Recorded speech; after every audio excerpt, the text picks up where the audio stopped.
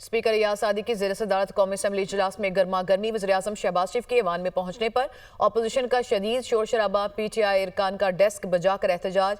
और आपको बताएं कि अपोजिशन ने एजेंडे की कॉपियां भी फाड़ दी। हुकूमती इरकान वज़ीर-ए-आज़म के नशिस्त के गिर्द जमा हो गए। इसी से मुतालिक मजीद मालूमात हासिल करेंगे। नुमाइंदा दुनिया न्यूज़ फौजिया अली ने इस्लामाबाद से हमें ज्वाइन किया। जी फौजिया, क्या सिचुएशन देखी गई आज इस दौरान?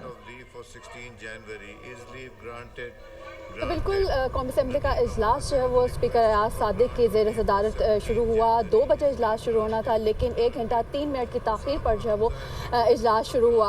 अपोजिशन अरकान जो है वो ऐवान में जो है वो बैनर्स लेकर दाखिल हुए, लेकिन एहतजाज तब बाकायदा शिद्दत भी इख्तियार कर गया जब वज़ीर-ए-आज़म शहबाज शरीफ जो है वो ऐवान में तशरीफ़ लाए। उस वक्त जो है वो अपोजिशन की जानिब से जो है वो भरपूर एहतजाज किया गया। जो एजेंडे की कॉपियाँ थी, जो बिल पेश किए गए थे, वो फाड़ कर जो वो हवा में लहराए गए और जो मखसूस एक नारे हैं जो अपोजिशन की जानिब से वो लगाए गए। इसके जवाब में हमने देखा कि मुस्लिम लीग नून के जो अरकान कौमी असम्बली हैं उन्होंने भी भरपूर जवाब दिया और खूब नारेबाजी की और वज़ीर-ए-आज़म के इर्द गिर्द जो है वो खड़े हो गए।